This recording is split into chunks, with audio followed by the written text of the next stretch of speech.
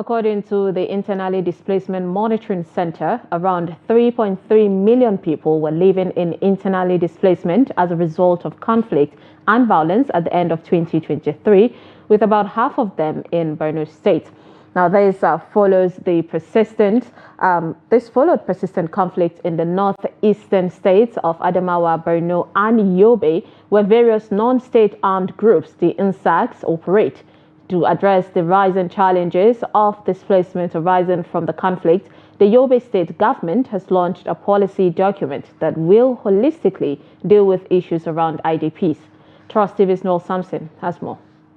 The Yobe state government, at the formal launch of the policy on IDPs in Abuja, says it is dedicating 5% of its annual budget to cater for the needs of internally displaced persons, IDPs, in the state, to address challenges associated with displacements. The policy development process is very important to highlight. This is an effort of over 6 months, driven by the Yobe state government with a full participation and support from all the international community, the UN agencies, the World Bank team, the INGOs group, etc., including the IDP representative, the civil society organization, and the traditional community. Considering the need for collaborative efforts in managing the plight of IDPs, I hereby leverage this opportunity to call on all states and other critical stakeholders to queue behind Yobe State and develop similar documents that could be deployed when the need arises. Reconstruction and return is not enough. What we want, and when I say we, I mean the state with its implementing partners and financiers and supporters like us behind it, is a developmental approach. Humanitarian assistance will be needed, recovery will be needed, but development needs to happen at the same time, and taking that developmental approach going forward. In recognizing that beyond return, we're also looking at local integration, there's long-term displaced, and looking at relocation, and recognizing there's host communities that would need to be supported as well as part of longer-term development planning.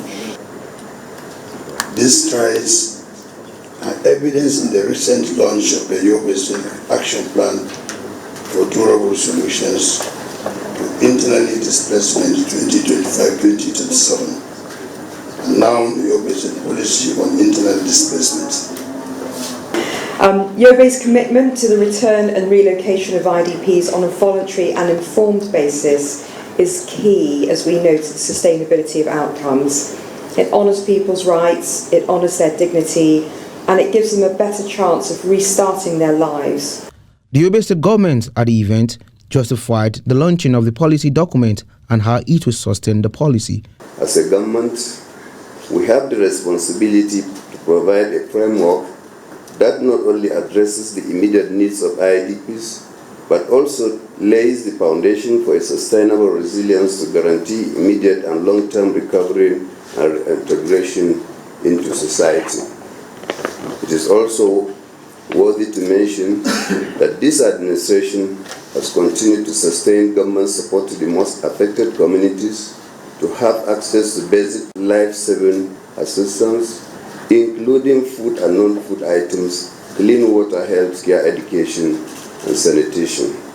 People forced to flee or leave their homes, particularly in situations of armed conflict, are generally subject to heightened vulnerability in a number of areas. Displaced persons suffer significantly higher rates of mortality than the general population, hence the need for them to be cared for. Noel Sampson, Trust TV News, Abuja.